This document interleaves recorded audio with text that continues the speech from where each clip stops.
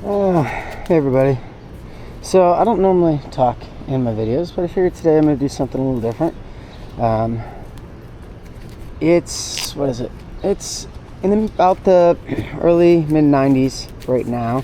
It's supposed to be about 100 degrees today. We have an air quality alert coming down from Canada, so there's a lot of smoke in the air. I don't know if you'll be able to see it atmospherically as we're riding, but like just for me, I can see it in the haze. These cameras are wide angle, which means they tend to make things in the distance appear more distance. So things like haze and rain and stuff like that are actually harder to read because the foreground and background aren't as compressed as much. Just, little piece of information. It's interesting, this whole wall here normally is covered in the spotted lantern flies, and they're normally chewing through all of this. I haven't really seen them this year. You do see some signs of it. So if you can see this shiny texture that's on here, that is what's left behind from the spotted lantern flies. So I see signs of them, but normally there would be dozens and dozens and dozens of them on here eating all of this, but not this year. So this ride, I'm gonna give you guys a kind of like as I'm riding, a breakdown of situational awareness of what it's like riding here in New York City. I'm gonna try to cue you in on everything that I'm looking out for as I'm riding. It's gonna be hard because you're looking at so many things at once. It's hard to talk your way through everything you're looking out for, but I'm gonna do my best to give you guys a clue. So for those of you that might be newer riders, wondering what it's like riding in the city, especially out on like the highway and stuff, I'm gonna try to give you a clue of what it is I'm looking out for.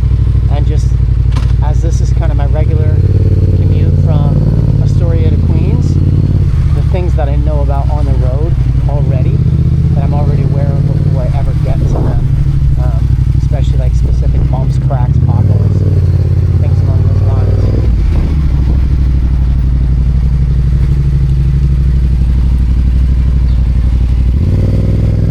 Alright, so I'm trying to look over all these vehicles and make sure there's nobody coming out on the right. A lot of blind corners here in the city. Alright, so this is the entrance to the hospital. So I'm looking out for emergency vehicles. There's a lot of nurses that park on the edges and vehicles that cross illegally, make U-turns illegally. Because of the hospital, right there you got a taxi making an illegal U-turn. Right, because of the hospital you got a lot of people kind of like wandering around, not 100% sure where they're going. I want to take the left here because it's faster. It's like 2 minutes faster, avoiding certain lights to take the left here. But I'm seeing that this garbage truck, for a second he had his left turn signal on. So either he's trying to get around a parked vehicle, the fact that he's merging in the middle, he's a double parked vehicle.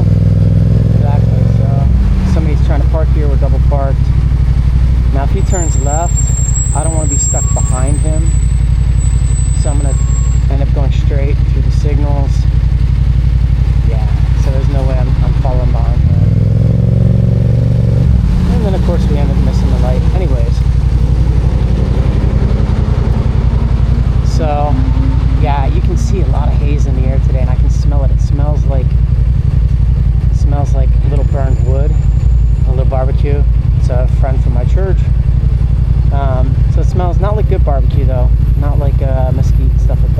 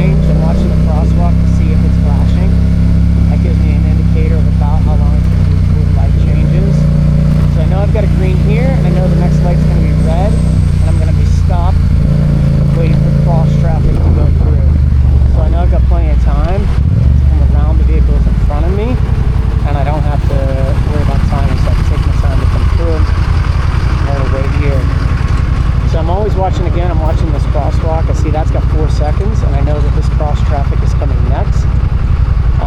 So I know I can sit and chill, I can put my bike in neutral and just sit and wait because I got about 45 seconds. So now we've got all this cross traffic, and again, I'm looking for two things. I'm watching the crosswalk signal, all right? That's gonna tell me how long before it changes, and then I have 5 seconds after it hits for the leather light changes. So about 5 seconds, I put my bike back into gear. I'm watching. So now when it hits 0, now I'm watching to make sure there's no traffic that's gonna blow through this light. So I see that that turns green, making sure nobody's blowing through that light before I start going. Because again, on these, frequently people will try to get through the last second or just run the red. So I'm always making sure. This is a merging lane here, so I'm not gonna rush somebody. Yep, see, they just saw me and they veered back. So now I'm gonna wait and I'll let them merge. Right there, okay. And they're showing that they're a cautious defensive. I'm looking at him in his rearview mirror. He's got his eyes down, meaning he's on his cell phone right now. Again, so he's on his phone, he's not paying attention. There he goes, he just put his phone to his ear. So he's trying to make a call. He's not paying attention because this is a merging lane right here. Right, now he notices the merging lane, he's gonna try to merge into me. Right, so you gotta be aware of these distracted drivers because they are not paying attention to you. This guy's not even paying attention to the road, let alone to me. So now I know this road's going to split to the right here as it separates off. And there's a lot of people that need to take this and don't know about that separation. So I'm always watching for somebody to veer back into this lane to make sure exactly, right? Last minute. Last minute, right? They go, they cross over later than they should have. And again, if you know what your roads are ahead of time, you can look out for stuff like this. Right? This person didn't do it. I looked in my rearview mirror. The guy behind me on his phone also took that right turn lane. Right? Watching out. The haze is getting stronger ahead. I'm going to go ahead and pass this person. I always want a clear lane ahead of me, meaning I don't want traffic ahead of me, but also I don't want to be behind somebody that doesn't know these roads really well.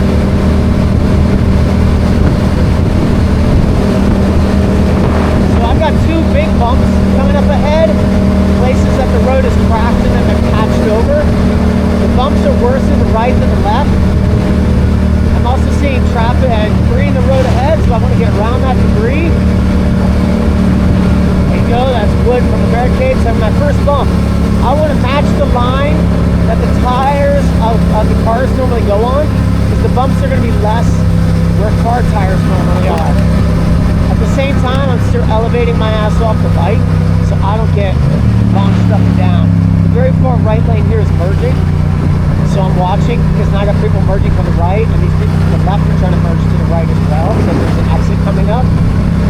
So my far lane here on this part of the road is going to be the clearest for traffic and have the least amount of people moving back and forth. These next few bumps are lighter. The city has leveled them out a little bit, shaped them down. So I got this bump here, and then one more light one. Again, a ton of haze on the road, a ton of smoke from the Canadian wildfires coming down. Alright, so now I'm watching here. We got a lot of lighting changes. Okay, I don't want to be directly behind somebody in case they stop suddenly, so I'm always looking for clear lanes. So now I'm watching all 3 lanes. I'm watching to see what lane is moving the quickest. Looking to see if there's anybody that's 2-3 cars ahead that's trying to change lanes. I don't really have a clear lane here anywhere. I see the left lane is moving well, except for this freaking Honda is being really cautious. Let me good for them. But they're being hyper cautious. I also know that coming up over this hill down to the right, there's an exit. There's 2 exits, and the first exit is going to clear traffic, and the second exit is going to back it up. So I'm watching, right? So that first exit there tends to clear traffic. The second one can back it up, but there's construction directly after the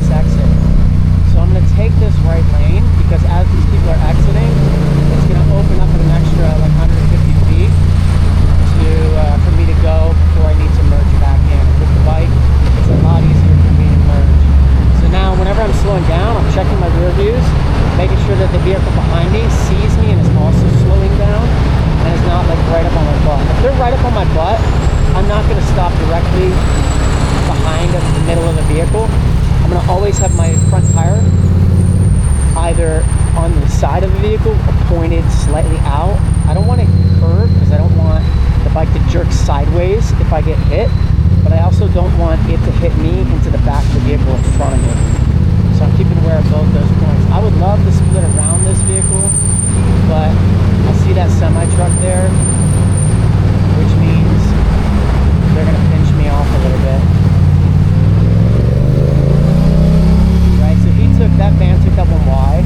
That's an indicator to me that he's aware that I'm here, and he sees me, and he thinks that I'm going to try to go through, and he's giving me space. It's not that he's giving me permission, but I'm always looking to see who just has an awareness of the fact that I'm there. Like who is driving in one line and then suddenly just moves an inch or two to the side, away from the side that I'm on, telling me that they see me. Alright, I've got barricades here, but there's a road merging on the right. That's going to give me an extra couple hundred feet. So I'm going to keep that. I'm looking to make sure no longer the traffic is merging with me. That gives me a clear lane for an extra about 300-400 feet. I'm going to merge in, and then I want to be on the left lane. So here's where it gets a little bit tricky, because this right lane here has better road conditions, but everyone's trying to take it. So this left lane, coming up here very quickly, there's going to be, see how he moved out of the way? Gave me an indicator, he saw me. There's a construction here, so you're going to see this rough patch that's now on my left is going to be moving to my right. And right next to that rough patch is going to be grates, and they're square grates. And you'll hear them clanging when people drive over them, because they're not set solidly. So I don't ever like to drive over them because they're square. There's a higher chance of them a square grate versus a round grate going through the ground. And they are not set real heavy. So I'm staying in the left. It's not ideal. I'd rather not be in the left because I have no exit lane. But it keeps me out of this messed up ground and these grates. I would rather be in the right towards the middle where I have two exit lines. To the left or middle of the car, in the middle, or move to the right or between traffic. But my options are extremely limited right here. It's interesting. It's harder for me to pay attention when I'm talking because I'm trying to process everything and say it. And that does make me less responsive. So as I'm splitting, again, I'm looking for who's aware that I'm here, who's giving me space, what's my room in between. The wide angle compresses the edges, so it makes it seem like I'm going faster than I am. It also makes it seem like the vehicles are closer to me than they are. The mirrors I have on the edge of the bike, they're called lane splitters, and if you see them out there on the handlebars, if they get hit, they actually fold back in.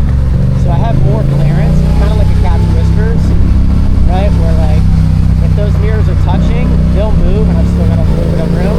That being said, I don't ever have issues where my mirrors end up touching. That guy saw me, brought his mirror in. I'm always looking to see who's aware, who's making movements. That guy saw me as well. He started inching to the right. These people are already on the side, but I'm not worried about them. All right, with the semi-truck, I'm never passing when both sides are moving at equal speed.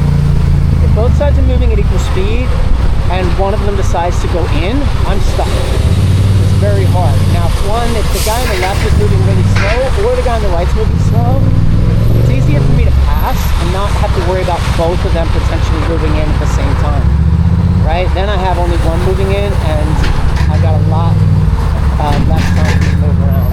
Always be aware if a big long truck is passing you, they've got more length than you think they do, so don't pull out and have the end of the truck catch your handlebar or something, because if that pulls forward on you, it's going to pull you forward, jerk the wheel, and you're going to go flying ass over the road. So I'm looking to move over to the right here. I'm going to go over on the shoulder. There's an exit lane coming up, and then after that exit lane, there's a big shoulder here. Generally speaking, the cops are pretty forgiving about the shoulders if you're not being unsafe about it, right? If you're going just a little above the speed of traffic, you're gonna watch and make sure nobody's gonna flip me. on the shoulder, I don't go above the speed limit. That's just me. I'm always watching my rear view mirrors. I'm always checking in on my mirror to make sure I don't have either an emergency vehicle coming behind me or just some like aggressive person. There are people that get aggressive and just go on these shoulders and they plow forward. They'll fly down these shoulders 40, 50, 60 miles an hour. So I'm just having an awareness of that. So I've got a cop car pulled up here on the right. He's in between the middle. He's got his flashers on. He's unmarked. So I'm just gonna chill and stay here. I am gonna split the lanes, but I'm gonna do it very slow, very relaxed, nice easy pace. Right, so there he is, unmarked on the right-hand side. I'm trying to show that I'm not gonna not split, but I'm just trying to show that I'm not unsafe about it, and that I have an awareness of what's around me, and I'm not being a danger to me and the people around me. Absolutely, he could still pull me over, and if he did, absolutely, I'm gonna stop. Like, I'm not that person that's trying to like put myself in an unsafe situation. For me, generally speaking, I feel uncomfortable going like more than 10 to 15 miles an hour faster than the vehicles next to me, right? So if like vehicles are, right now they're pretty much stopped, and look, I'm going about 15. Maybe I might go 20 miles an hour. But that's a safety thing, right? They always say the rule is no, ride within your level. I know my level, man. I'm not a racer. That guy saw me, he gave me space. My level is not enough. I don't have, maybe I have the reactions to move, but I might not be a good enough rider to move and not lose control of the bike. So I'm trying to slowly work my way over to the right, back to the shoulder. I would have already been on the shoulder normally, but I didn't want to be a jerk in front of that unmarked vehicle and just be passing 3, 4, 5 lanes over. So I'm looking for a nice little gap here where I can just pop over to the right without getting pinched. I just give a little couple taps on the throttle just so they have an extra sense of noise to hear me between the vehicles. And I'm on. Now I've got more space, so now I don't mind breaking my rule about going faster than vehicles next to me. Still below the speed limit because I am on the shoulder. So I'm looking for vehicles that might be pulling into the emergency lane. I'm looking for vehicles coming along behind me in the emergency lane. I'm also constantly checking the emergency lane for trash. This is a great place to pick up a puncture. Boards, trash, metal, shards of pieces. It gets cleaned about every other day to every third day, but even still, it's easy to pick up stray stuff on the side of the road here. No matter how small it is, even if I see that and I see the paper, I'm still not going under it because I don't know what I can't see.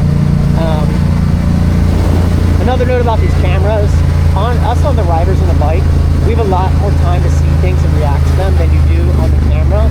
Again, that's because of compression. With our eyes, we can see things a lot further ahead, and our eyes are compressing them closer to the foreground, so we see them coming. We have a lot more time. With a wide-angle lens, once you're getting below that 50 millimeter with a wide-angle lens, it is really hard to see things in the distance because they look really far away, but then they suddenly come in fast. So that is a left turn only lane, and he's trying to merge in, right? So he's moving right on a left turn only lane. I'm watching for him. There are 2 right turns here. Both of them, people frequently turn and do not signal every freaking day. So I'm very cautious about using this bike lane side here because there are often people taking these rights and they're not signaling or they don't know it's coming up. So I'm very careful about passing on the right when there's a right turn. That being said, you guys will see in my videos, especially when I'm riding in Times Square, when there's like parked vehicles and stopped traffic, I'm always passing on the right of vehicles. That's because very subconsciously, drivers will give more space on the right of their vehicle than they do on the driver's side. I think it's because on the driver's side you can see the vehicles next to you and you know your distance. On the passenger side, it's a lot harder to see exactly how far you are from the vehicles, and people don't want to hit their car on parked vehicles, so they just give a few extra inches on the passenger side. So I'm always watching for that because I can pass on the passenger side and I'm going to have more space for the bike. I'm also having awareness though that it's harder for people to see me on that side. So I'm always checking I'm checking here I'm looking at the line of his head, right? And I'm looking to see which way his head's turning. If his head's turning to the right, there's a chance he wants to go to the right. If his front wheels start turning to the right, there's a chance he wants to go to the right. These are things I'm looking at every vehicle I'm passing just to double check, because here in the city, you have to assume people are going to do the worst thing possible. I've not been in an accident while riding. I've been riding, I'm not the most experienced. I've been riding for 8 years. I've not been in an accident because I 100% assume everyone's going to do the dumbest thing possible. Like, if there's any lesson you can take for riding in New York City, assume everyone's going to do the stupidest thing they can. Assume the car in front of you is going to slam on their brakes. Assume they're going to suddenly go to the right, and then decide to make it a U-turn, right? Assume the vehicle coming from cross traffic is not going to stop. You have to assume all these, and that doesn't mean you stop and you wait to make sure they're not going to do it, but you move forward assertively and aggressively in a line that will protect you if they do it. So I assume they're going to do it, and I don't stop and wait to see them do it. I just give myself an out so that when they do it, I have a safety line with them.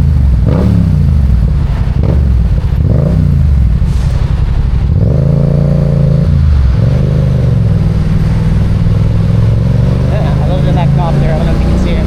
That cop was in between the two lanes. Actually, I'm not going to make this light about 5 seconds, but I'm going to floor it.